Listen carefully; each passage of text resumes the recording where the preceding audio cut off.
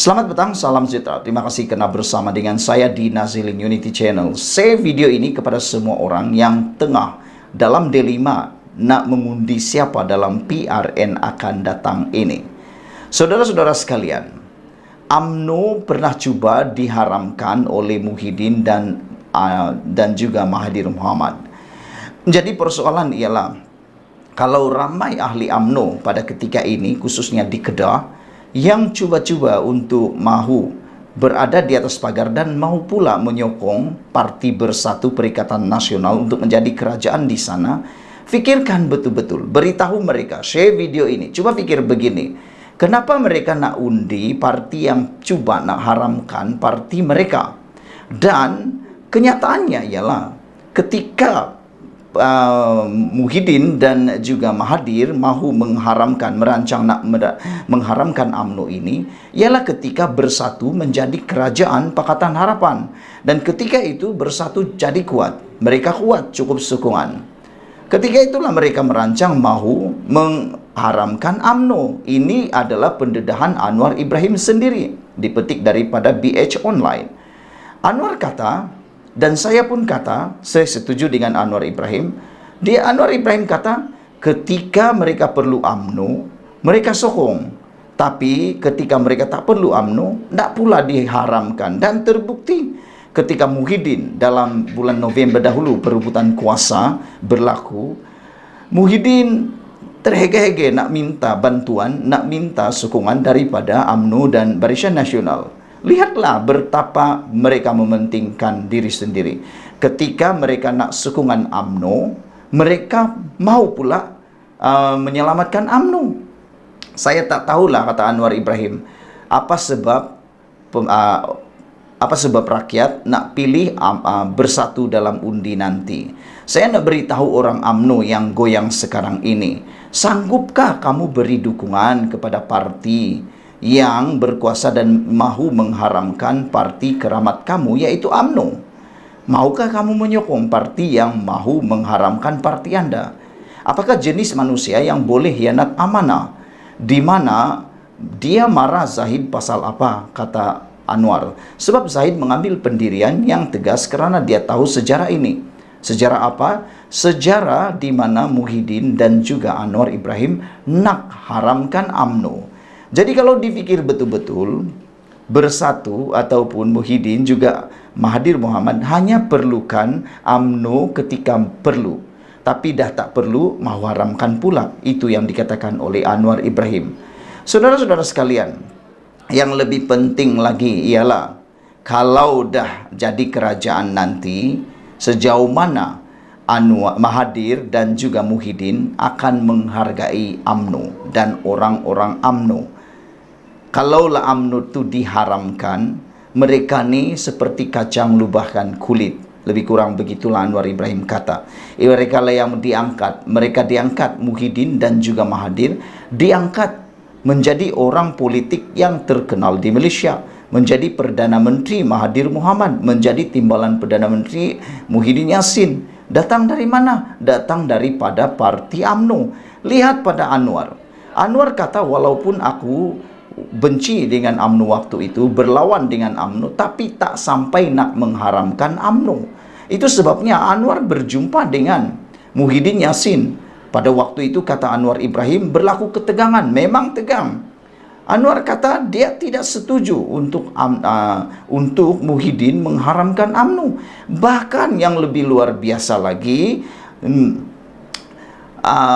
Anwar Ibrahim mendedahkan, bayangkan Parti Amanah dan juga Parti DAP juga tidak mahu UMNO diharamkan. Yang mahu UMNO diharamkan ialah Parti Bersatu di bawah pimpinan Muhyiddin dan juga Mahathir, kata Anwar Ibrahim. Yang heran, DAP yang selama ini disalah-salahkan pula tak mahu UMNO diharamkan. DAP pula yang selalu disalah-salahkan tak mahu UMNO diharamkan. Begitu juga dengan Amanah.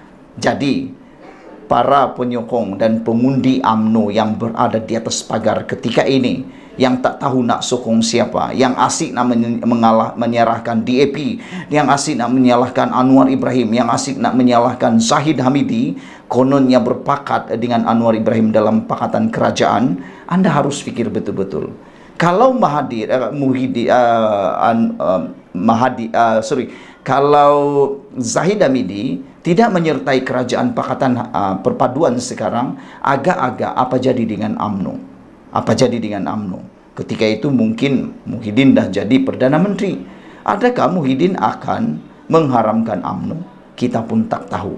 Hanya Tuhan yang tahu apa dalam perancangan Muhyiddin dan juga Mahathir pada waktu itu.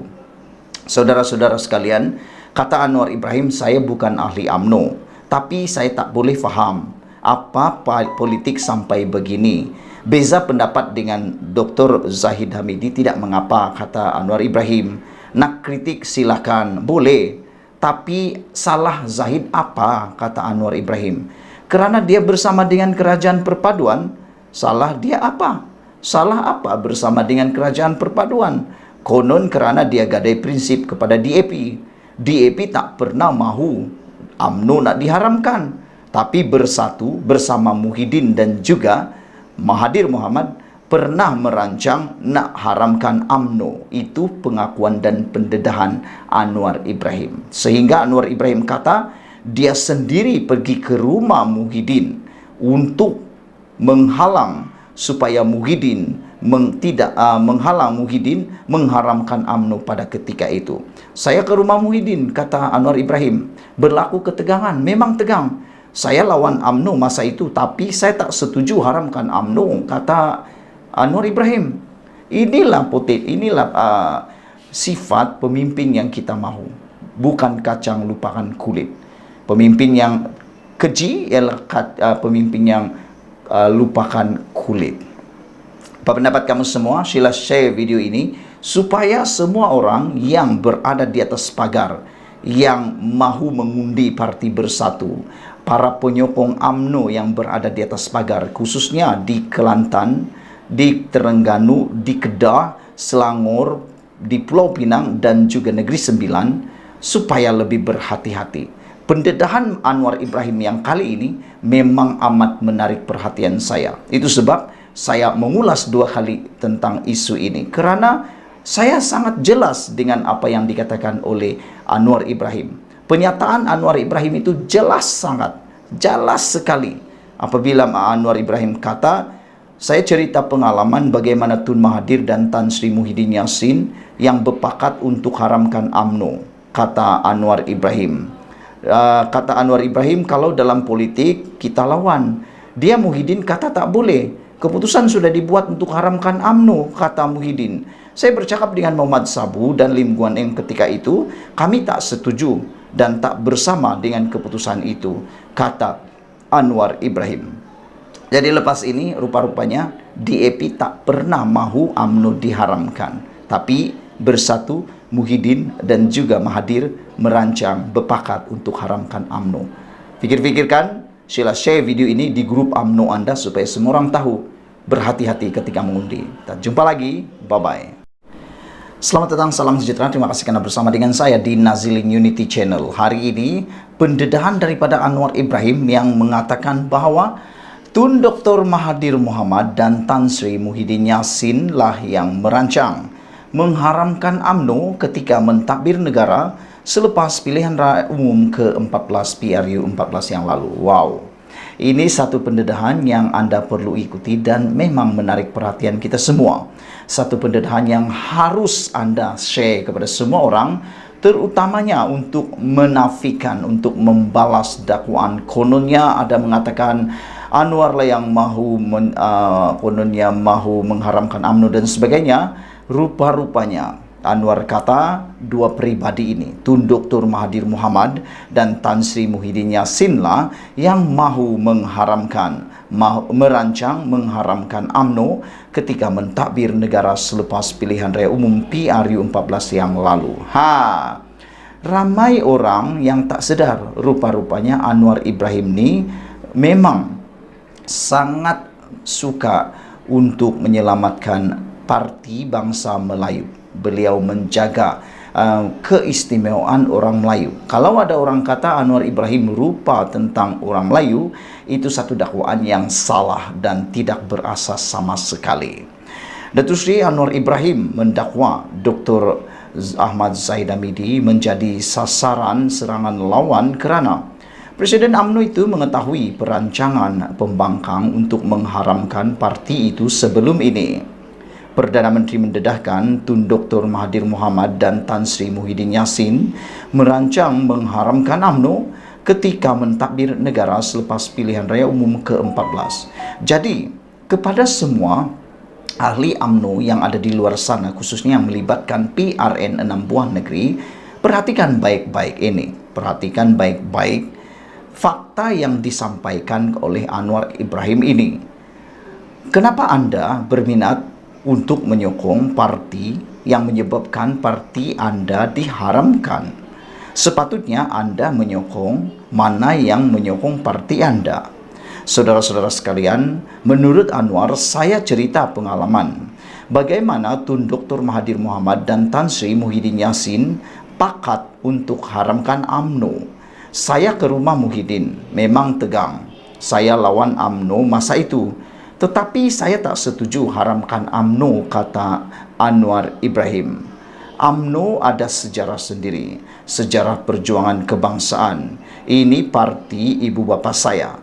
Saya beza pendapat, tapi haramkan itu bukan penyelesaian. Kita tak boleh padam sejarah. Alasan apa nak haramkan, kata Anwar Ibrahim.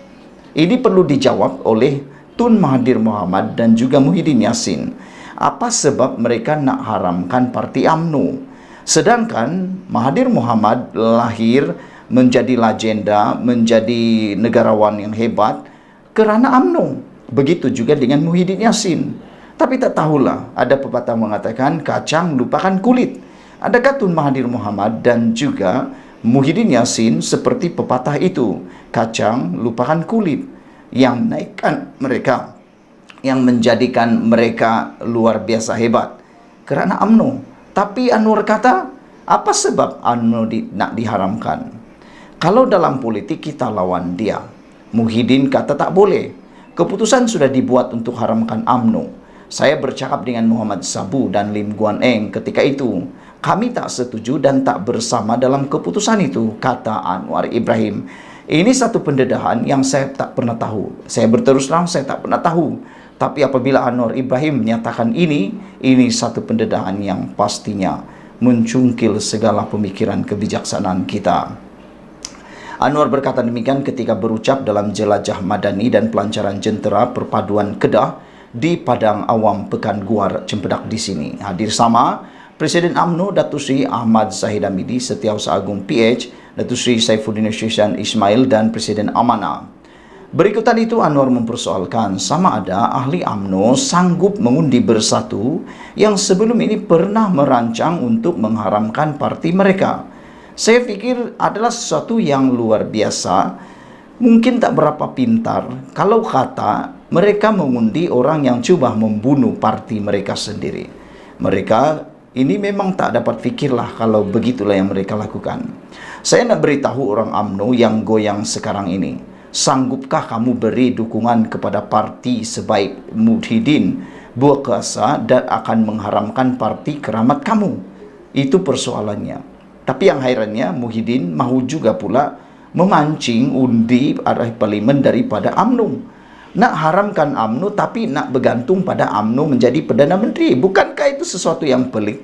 Cuba fikirkan baik-baik.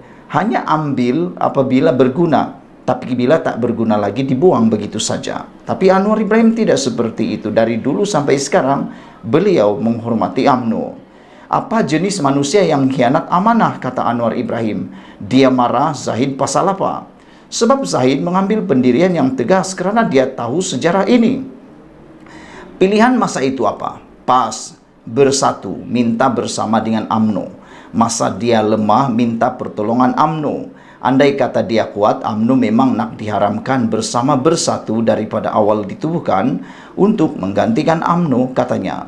Berikutan itu, Anwar tidak faham mengapa terdapat ahli parti UMNO yang begitu membenci Ahmad Zahid Hamidi ketika ini. Saya bukan ahli UMNO, tapi saya tak boleh faham apa politik sampai begini. Beza pendapat dengan Datuk Zahid Hamidi tidak mengapa. Nak kritik boleh, tapi salah dia apa, kata mereka, kata Anwar Ibrahim. Kerana dia bersama kerajaan perpaduan, salah dia apa? Konon kerana dia gadai prinsip kepada DAP, kata Anwar Ibrahim. Tapi sebenarnya sebelum ini Bersatu pun telah pernah menggadai prinsip bersama dengan Bersatu ketika menjadi kerajaan dahulu. Bukankah Muhyiddin Yassin menang dahulu atas kerana disokong oleh DAP? Bukankah itu pun bersekongkol juga? Dan yang lebih menarik lagi, ketika perlu bantuan UMNO, diterimalah UMNO sebaiknya. Tapi ketika tak perlu lagi UMNO dan ketika mereka jadi kuat, dibuanglah UMNO begitu saja, nak diharamkan pula. Saudara, kalau Anda ada rakan UMNO yang berada di atas pagar, ini waktunya Anda share video ini supaya mereka faham bahawa mereka perlu memilih yang tepat, bukan memilih orang yang mengharamkan parti mereka itu. Sekian dulu Malaysia kita punya, kita jaga sama-sama, cintai Malaysia. Kita jumpa lagi, bye-bye. Selamat pagi, salam sejahtera. Terima kasih kerana bersama dengan saya di Nazilin Unity Channel. Sebelum saya teruskan ulasan kali ini, jangan lupa tinggalkan komen Anda, tekan butang subscribe dan share video ini. Dua perkara yang akan menyebabkan PAS di Kelantan tumbang. Perkara pertama ialah, ini pendedahannya. Majoriti pengundi Kelantan tak puas hati dengan pentadbiran PAS. Itu yang dinyatakan oleh Rafizi Ramli. Ini sebab pertama yang kita cadangkan kenapa PAS akan kalah teruk dan akan mungkin kalau tak kalah teruk pun akan kehilangan beberapa kerusi di parlimen, di Dewan Undangan Negeri Kelantan. Pertama sekali, kata Rafizi, majoriti pengundi Kelantan tak puas hati dengan pentadbiran PAS. Apa pendapat Anda semua? Anda mungkin orang Kelantan, Anda mungkin ada rakan orang Kelantan, keluarga orang Kelantan, pernah pergi Kelantan atau pernah menganalisis di Kelantan. Apa pendapat Anda? Benarkah apa yang dinyatakan oleh Rafizi Ramli ini bahawa pengundi Kelantan tak puas hati dengan pentadbiran PAS? Ini faktor pertama yang boleh menyebabkan PAS tumbang di Kelantan. Timbalan Presiden PKR Rafizi Ramli mendakwa majoriti pengundi Kelantan tidak berpuas hati dengan pengurusan dan pentadbiran kerajaan negeri yang ditadbir PAS melalui hasil dapatan kajian pada Mei lepas. Beliau berkata berdasarkan kajian PKR menggunakan syarikat tinjauan pendapat bebas, sejumlah 43% sahaja yang berpuas hati dengan kerajaan negeri Kelantan. Tapi yang menghairankan apabila kajian ini dibuat, ada lebih daripada separuh penduduk rakyat Kelantan tak puas hati pentadbiran Kelantan PAS. Tapi bila pilihan raya, lain pula jadinya. Tak tahulah apa yang silapnya, tak tahulah apa sebabnya. Tapi yang menariknya ialah kenapa tiba-tiba waktu pilihan raya pengundi memilih pula PAS? Di mana salahnya dapatan ini?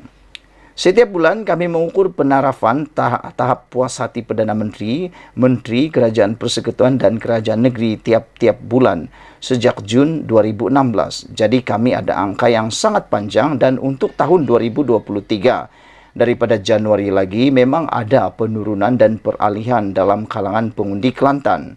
Kata beliau kepada pemerintah selepas menghadiri program Jelajah Madani Dewan Undangan Negeri Pasir Tumbuh di Kampung Parit Limbat di Kota Bahru hari ini.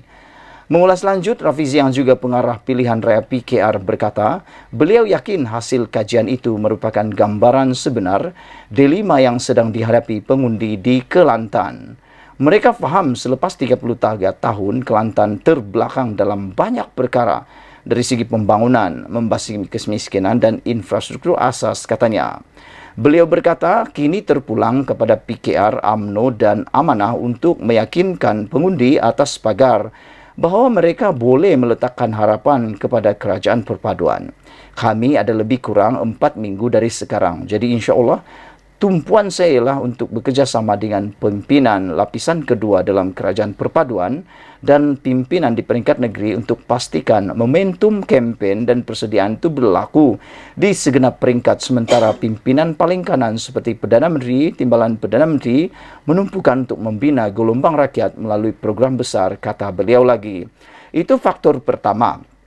yang boleh menyebabkan kerajaan PAS di Kelantan tumbang. Faktor yang kedua yang boleh menyebabkan kerajaan PAS tumbang ialah apabila masalah air boleh diselesaikan oleh kerajaan perpaduan. Kerana masalah paling asas yang menjadi buah mulut di Kelantan ialah masalah air bersih. Kata Rafizi Ramli, tak perlu 8 bilion untuk selesai masalah air Kelantan. Wow, ini satu pendedahan yang luar biasa. Kerana apa? Kita ikuti ulasannya. Kerajaan Negeri Kelantan tidak memerlukan peruntukan sebanyak RM8 bilion untuk menyelesaikan masalah air di negeri ini, kata Menteri Ekonomi. Beliau berkata, sebaliknya Kelantan hanya memerlukan sebuah loji rawatan air LRA membabitkan kos RM1.5 bilion. Pengeluaran air terawat oleh LRA sedia ada adalah sekitar 500 juta liter sehari. Permintaan harian air terawat di Kelantan adalah 600 juta liter sehari. Dengan satu tambahan baru, LRA yang insya Allah akan diluluskan, pengeluaran air akan menjadi sekitar 700 juta liter sehari. Katanya kepada pemberita selepas menghadiri program Jelajah Madani Dewan Undangan Negeri DUN Pasir Tumbuh di Kampung Parit Limbat di Kota Baru hari ini. Ketika diminta memperincikan permohonan RM8 bilion itu, Rafizi berkata kerajaan negeri bercadang untuk membina 5 LRA untuk menyelesaikan masalah air. Dalam mesyuarat kami dah tegur, kami tak nampak keperluan 8 bilion ini. Kerana LRA sedia ada mampu keluarkan 500 juta liter air terawat sehari. Kami sedia pertimbangkan satu lagi LRA dengan peruntukan RM1.5 bilion yang akan membawa kepada pengeluaran air terawat sebanyak 700 juta liter sehari, katanya. Namun begitu, Rafizi berkata peruntukan RM1.5 bilion untuk membina sebuah LRA baru masih diperhalusi. Makna kata, kalau dalam bahasa politik, dalam bahasa pilihan raya, kalau kami menang di Kelantan, kami akan buat segera. Jadi rakyat Kelantan, cepat-cepatlah undi parti atau tundulah kerajaan perpaduan supaya ianya bukan sekadar baru masih diperhalusi, tetapi ia terus akan dilaksanakan dan dibuat dengan segera. Dengan syarat menangkan dahulu kerajaan perpaduan. Itu adalah bahasa yang mudah difahami. Menangkan dulu, maka dapatlah.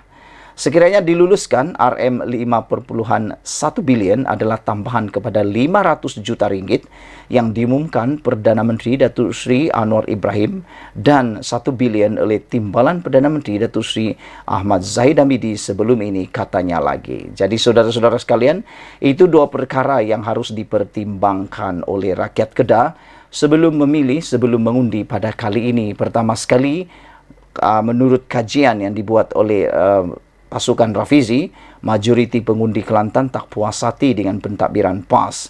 Yang kedua ialah penyelesaian air, bekalan terawat air di Kelantan bakal akan berakhir dengan adanya kerajaan perpaduan di negeri tersebut.